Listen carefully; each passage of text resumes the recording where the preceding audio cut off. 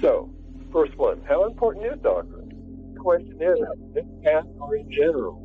Yes, well, I mean, there are many ways to approach this question. For example, how important is it to you? I mean, if somebody were to ask me this. Right. At this point, I'd say, well, it was extremely important. Yes, and I think in terms of our story, doctrine was very important because so much of our original approach to the spiritual life was trying to find a doctrine. And we had a number of criteria that included, it had to be evidently true. And it had to not be a rigid shell. It had to open up onto an understanding that allowed understanding from other places and forms. Well, yeah, I mean, I'm not sure if we exactly set that as a goal, but we were, in fact, maybe not. That way. We were thinking universally, I think. But I have to say that, yes, I really needed the doctrine. It wasn't a waste of time. It was a big help. Yes, it was a big help. I mean, it was more than a big help. It really was essential. It was fine with me for 35, 40 years. Yes, well, doctrine is, first of all, true. And second of all, it's beautiful. And third of all, it's a reminder to practice. Well, and it's more than that. It satisfies the intellect. It helps keep it from expressing all kinds of unanswerable questions and doubts. The intellect can be satisfied. It can finally relax a little bit. That's right, and that's one of the things that made finding this particular form so important to us. Right. Oh, yeah, I mean, it was the doctrine was the clincher. Looking at the books, this is like, well, we've never seen anybody address spiritual truth head-on and plainly. Right, and across form and deep. Yes, and deep. And finally, the experience of being able to believe in religion and not having it dumbed down. Right, absolutely.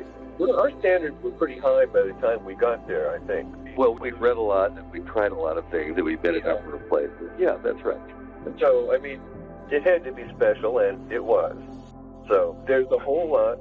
Doctrine does a whole lot to prepare the mind for whatever experiences may be necessary. Yes, well said. Like you read the doctrine and say, oh, now I'm going to pursue a particular experience. You might, but that would be the wrong thing to do. Yeah. But it gives a proper context for them. And when you read about other saints and teachers and everything, at least what experiences that the oral tradition or whatever. Yes, it makes them intelligible. Sometimes it gives them life or shows you what life there is in it. Right. I mean, otherwise, you would read something like, I don't know, somebody saw himself from across the room and you'd write it off as psychic phenomena. But in a spiritual context, the rest of the story would indicate what spiritual teaching it provided. But you still wouldn't know unless you had the intellectual preparation to understand.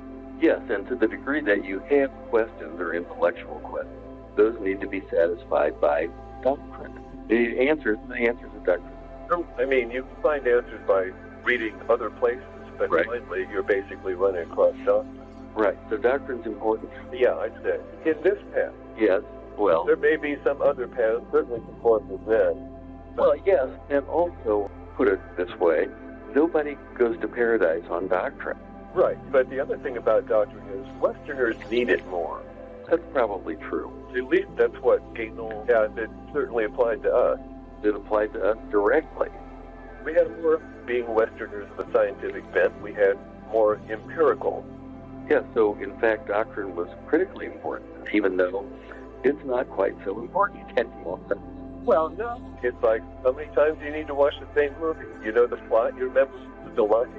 And back to Anna, why are we going back to church? We got it. Right. But as long as you have questions, doctrine is valuable. And it's good to know it's there because even though it may assume that you know it, you may still have a question. That's right. You can go back. But there's also a trap in doctrine. Yes. And the trap is thinking that it is sufficient or thinking that being right doctrinally. Well, yes, that's a terrible error. That's a terrible pit. But also thinking that logical and intellectual and understanding and painting nice pictures in your imagination are sufficient. Right. It's not like, yeah, I mean, you can assemble doctrine into a beautiful structure that is like having an expert to ask, but ultimately what cannot be provided by doctrine or an expert, for that matter, unless he guides you hands-on. That's right. That's the point of guidance. It's not to answer the question, but to get you to answer the question. Right. So, and finally, even with doctrine, we have to verify it ourselves. Of course.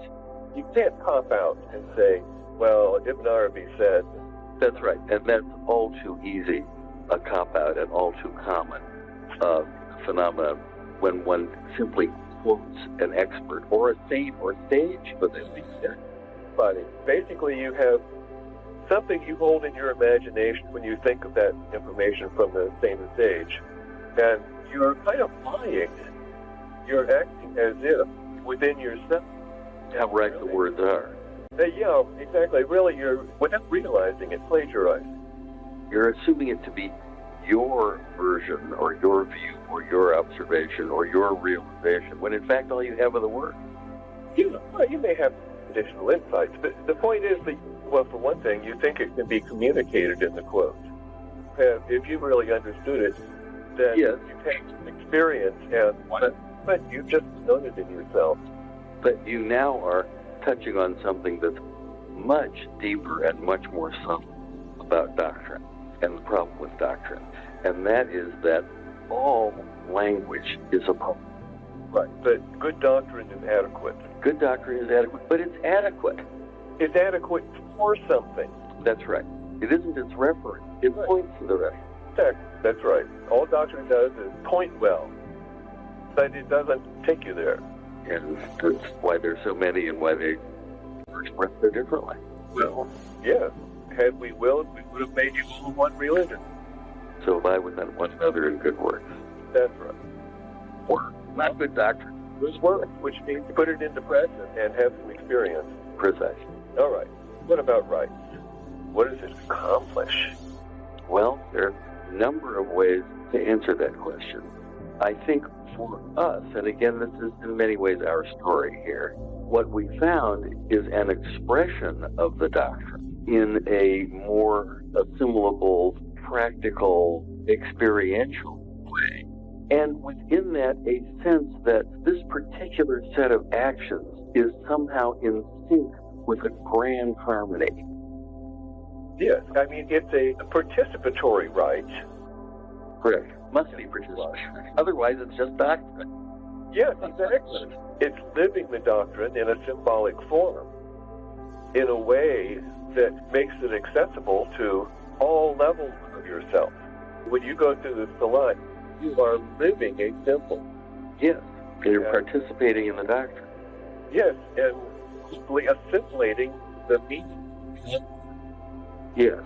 Oh, so number 3 is what is its importance? I think about both. I think that's where we are, actually. Dangers. What dangers to be avoided? Does this refer to anything? It must refer to doctrine, I think. Well, we're talking about religion and what importance of the rights. Yeah, doctrine and rights. Well, we've covered some of the dangers. There are a lot of dangers in doctrine. And there are a lot of dangers of going beyond being comforted or reinforced by the rights or inspired or something to become complacent and feel like you're doing all this stuff. Yes, when in fact what you're doing is some sort of rote, almost mechanical action. But it need not be. But it need not. In fact, that's why it's there. But yes, and it needs to be participated in fully with as much of one's presence as one can bring to the thing. Otherwise, one way to think about it is that it's not something you do. It's something you enter. Yes, that's a way to look at it. Especially in Islam, you have it being done all around the globe, more or less continually. The sun moves. So as the sun moves across your area, you jump in and participate. So, I mean, that's a wonderful way to look at it. It is nice, isn't it? It is indeed. Just think about the sun coming around and opening a door for you to enter into this and participate. Yes, exactly. Dangers. All right, well, we've talked about it. I think we've talked about something about the prayer and purpose of meditation and prayer, although we could probably dilate on that a little. Well, we actually haven't. In our Tariq do have the theme meditation on life. Yes, in the sense that a rite, I would define a rite as a ritual activity done as a means of grace. Means of grace? Yes, a means of contacting the real. Yeah, well, yes. Have a better formulation? Well, that's something that sounds too much cause and effect about. Yes, I understand. But, a rite is, when you step into a rite, you are in a place to receive grace. And it is, in fact, grace that brought you there. All true.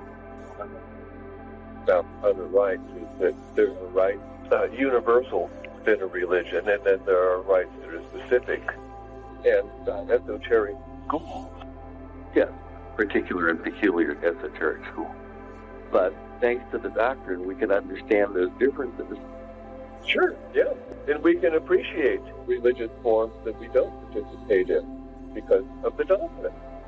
Yes, exactly. And the doctrine is important because without something like that, you have no language to speak about or think about spiritual. That's right. We think in language almost all the time. As George Orwell points out, if you don't have a word for it, it's hard to think about it. You hardly know it exists if there's no word. All right, prayer and meditation. What's its purpose? Well, you just talk to God. Yes, well, there's also, you might open the whole question of how does one do that? How does one talk to God? But I was going to refer back what was said about rites, in that there is in prayer a sense of contact, a great harmony. And it's a place to learn the correct relationship to the divine. Oh, yes, of course. That's why the language is so particular. Specifies a relationship. Yeah, but even individual prayer, there's an opportunity to see our attitude with which and an occasion to remember who is servant and who is master. Yes, and to always put oneself in that particular position. Right. Yes, exactly. So it is kind of how to talk to God, and meditation is kind of how to listen. Yes, well, in this is the question, who are you and who is God? Well, of course. And that is what this interaction is all about. And that's why the language helps determine and specify and amplify that particular relationship. Right. Well, prayer is usually dualistic because there's you and God. Meditation or contemplation can be more unitive. Yes, that's right. And some forms of prayer, such as the invocation of the divine name, can be unitive. Well, yes, but that's a special kind of prayer because it's more like meditation or contemplation. Yes, that's right. Because it has no other content but the desire of the invoker and the object, the mazkur. Yes, exactly. And it is. Invocation is like a perfect balance between I and thou and God, because it's right there in between. And ultimately, the vicar is the union, Zakir with Musk. Right, yes. It's a particular special kind. So are other kinds of simple and direct mantras, names of God. And I guess the Jesus prayer, even in the long form, but that's a lot of words to concentrate. But well, it works. Yes. Can't complain, it works. Yes, it involves us not only intellectually, but physically and emotionally, and even sonarily. Well, we feel the vibration, we are making the vibration, we are hearing the vibration. If only we pay attention. Well, yes, and maybe it is easier to say Jesus prayer with some of those words than it is with a single divine name, where it's easy to fall into mechanical repetition. Yeah, think, have I been doing this long enough? Rather than... All right. So, anything more about meditation? Well, other than, the question asked, is meditation different from intellectually thinking about something? Well, it sure is. Yes, it has content and draws one to the real or to one's interior or to one's sense, rather than simply a chain of connections. In meditation, to the extent that one gets quiet, one may receive something, And to the extent that one isn't quiet, one gets to see oneself. Yes, that's very good if one's paying attention. Yes, exactly. But that's the whole point, is to be present. Yes, exactly. So even though it's a not doing, things may happen. Right. That might escape your notice in other situations. And much of the value of that meditation is to pull yourself into a place where you can make those observations. And then ideally, it gives you some prompts so that you can see these things more clearly. Yeah, especially if you learn that you don't have to, if you get past the constant need to narrate what's going on, then you may notice some things other than the words in your head at other times. Yes, and part of the value of meditation, particularly meditation like the japa or the invocation of the divine name, is that it allows you to see the space between the actions. You know, all of these single-point meditation techniques really, one could almost say they're about being able to see the space between them, in the sense that the Hindu says that reality is achieved in the space between the words, because it's there all the time. Exactly, in the space between thoughts. And here we are. With respect to meditation, in fact, the dhikr, between the enunciation. But, yeah, anyway, it's a lot of good stuff. You know, I think the text is shaky, so probably very much. Most of this respect to dhikr. I mean, he just went on and on. Well, yes, in his books. Yeah, so we have a lot of good text on that. Well, that's good doctrine. Oh, yeah, absolutely. Oh, well, looky here. After distractions how is meditation different from thinking? Well, what about distractions? The attention thing.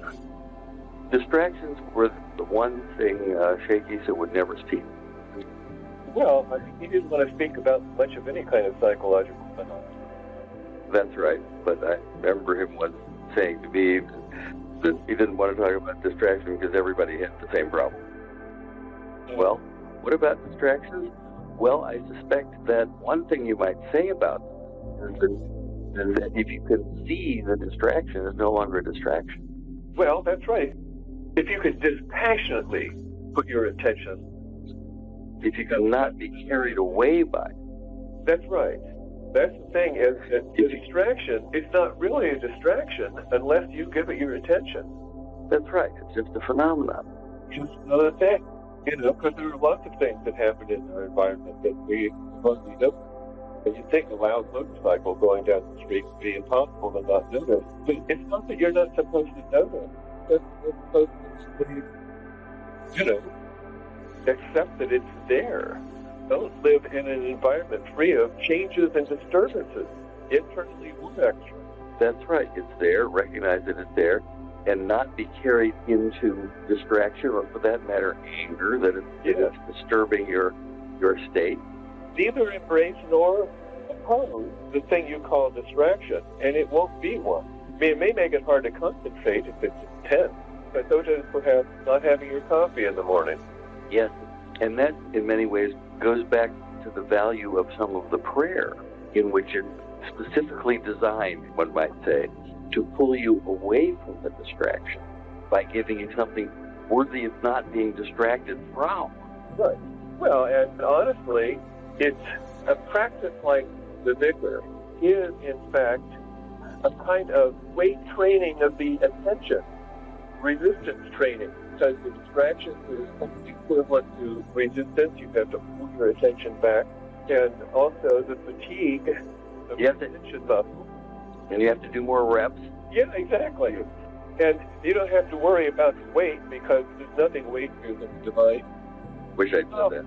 My yoke is easy and my burden is light. So, yes. Right. But the energy is in where to pay the attention. And we are supposed to be the here, now, and one. And finally, you're going to have to put your attention. And outside the ritual form of invocation, you might be really happy that you have your attention. Yes. And back to this notion of attention and the context of rites and religion, these things work together to allow you to navigate that territory, as it were. Right. Attention and presence are intimately linked. Yes. Attention is a little bit more active. It implies that you're doing something, and presence is more a being. Yes, that's right. But you can look at this importance of attention and look at it in a much more global, more inclusive religious lens, like the virtues. Yes, that's right. I mean, when you get down to it, it's about knowing who you are and paying attention. Well, and how can you actually practice discernment if you can't take your attention off of a temptation or something that annoys you or whatever? You know, at least put it back on the invocation in daily life, or simply move it somewhere else so that you're not looking at disturbing things. I like that formulation. With move it somewhere else. Yeah, exactly. Why? If there's something that seems unwholesome or is causing a negative reaction, if you've seen it, you've seen it. But you don't have to. You can move on and discern that this is not a place to leave my attention and be able to move your attention. Yes, and if you can do that, you're doing something real. That's right. And something holy, for that matter. Oh, yeah. And the thing about we may or may not have much free will, but the one thing we seem to have some influence over is our attention. Well, I mean, it did actually. I may have heard this from you. God has really given us two things: our time and our attention. Right. Only things. Time and our attention. That's right. So, let's deal with distraction.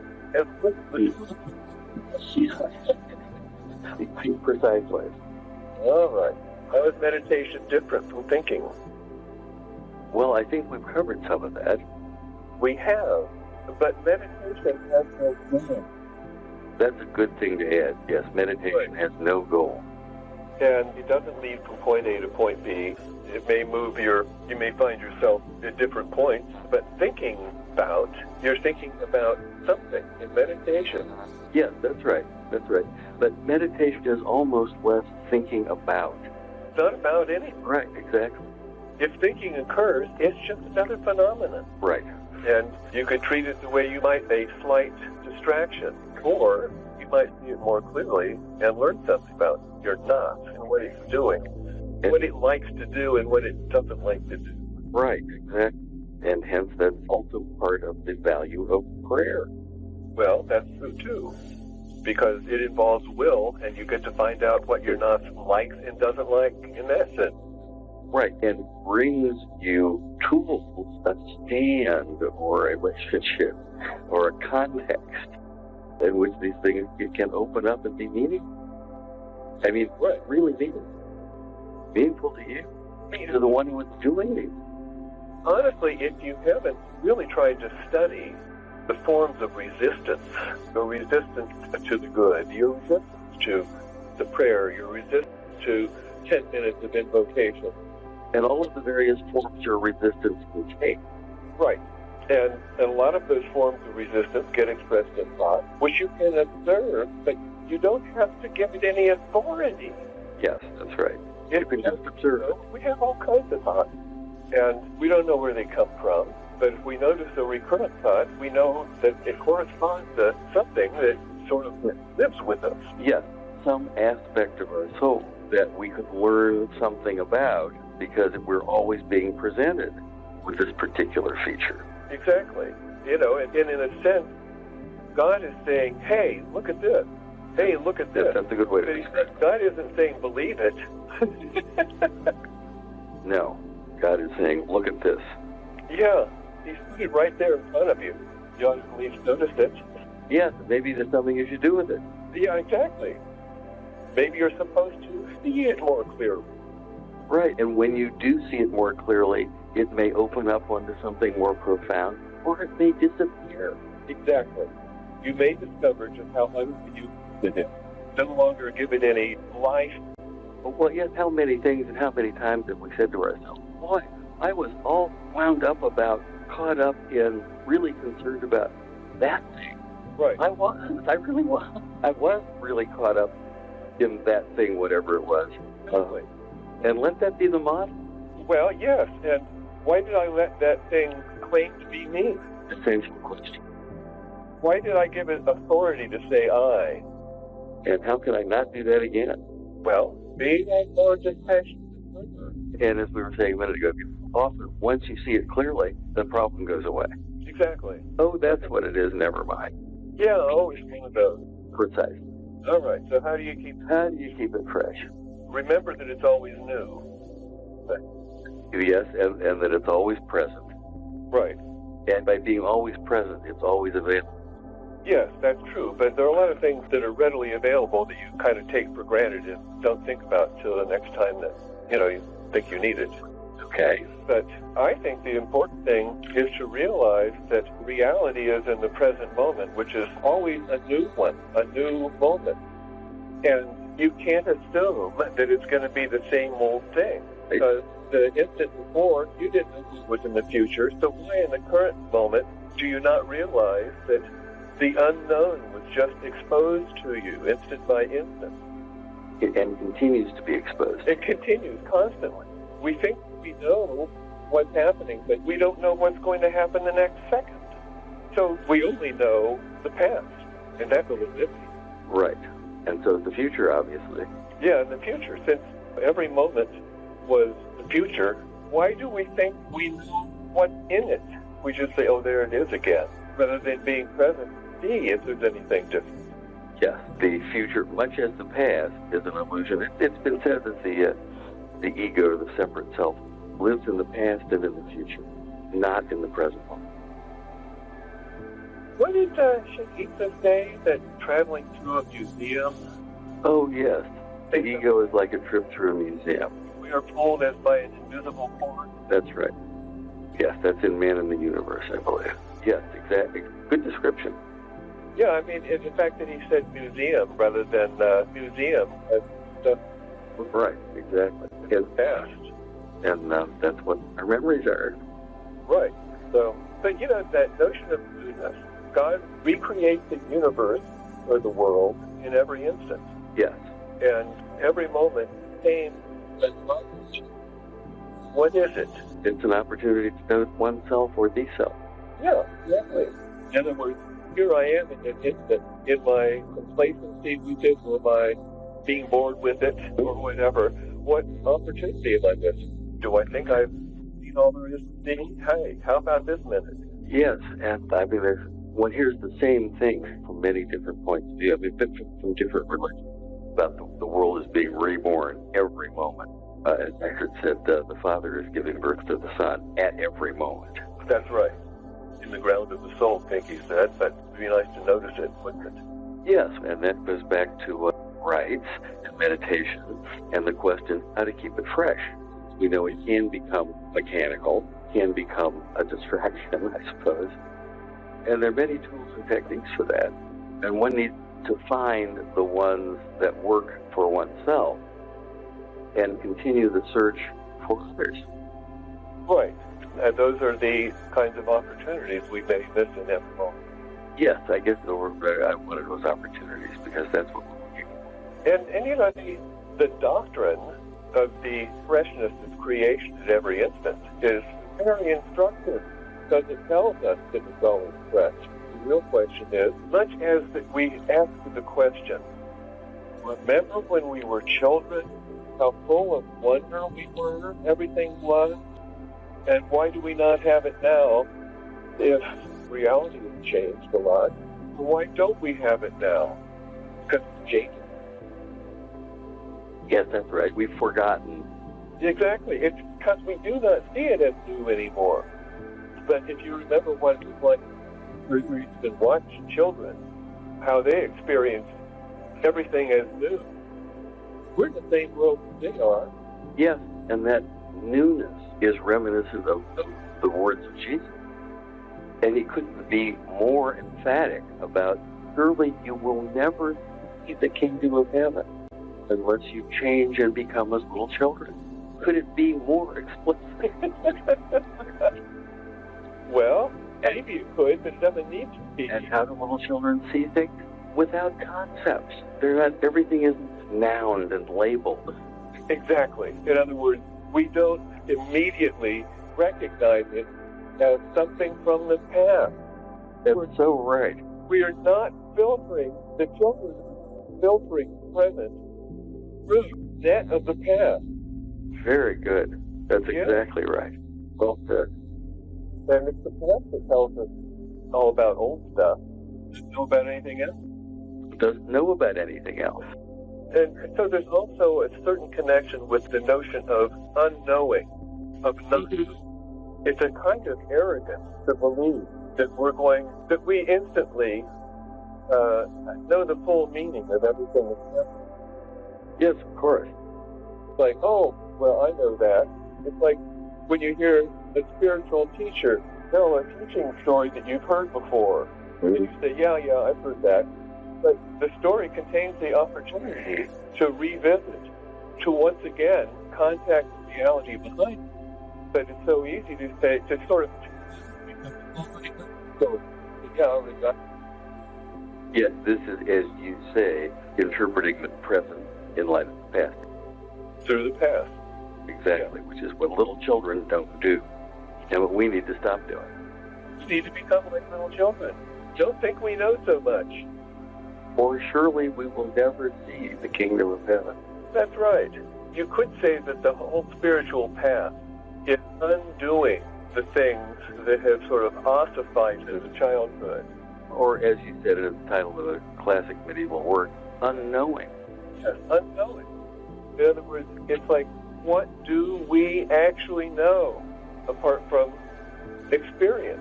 And apart from right now. Yeah, exactly. And that's only just there is experience. Well, yes, precisely. The only memory is just an experience of a memory. Yes. That's when it's conscious. Why? It's just sitting there in the mind. The stuff is coming in, the mind is sorting it into bins. Bins that one has learned from the past. That's right. All right, so how do you keep it fresh? Stop being so confident that you know. Yes, well, there's something about continuing to seek that keeps it fresh. That's true. Continuing to... When you're seeking, you are acknowledging that you don't know. You're seeking it because you don't have it. But if you think you already have it, you will seek it. And to the degree that you think you have it, you won't seek it. That's right. That's right. And to the degree that you think you know it, you won't learn more about it. Think what? The more you think you know it, the less you will be able to learn about it. That's right. Exactly. Knowing means I have nothing to learn. Not that there's anything wrong with knowledge. We all know that. Let's not make that mistake. But knowledge is not fresh experience. No, and there's no substitute for fresh experience, particularly if you want to know something. Right. So, I mean, there's no, to the extent that we can talk about the spiritual path as something one makes progress on, there's no progress. There's no, if you don't allow yourself to be changed by your present experience, because something is going to be new, it may displace something old. Something old may have to go into the background, which is a displacement. But if you immediately feel like you have a category to put everything in. Yes, and that is the error of having answers instead of questions. Oh, absolutely. There's nothing quite like having answers to fully short circuit.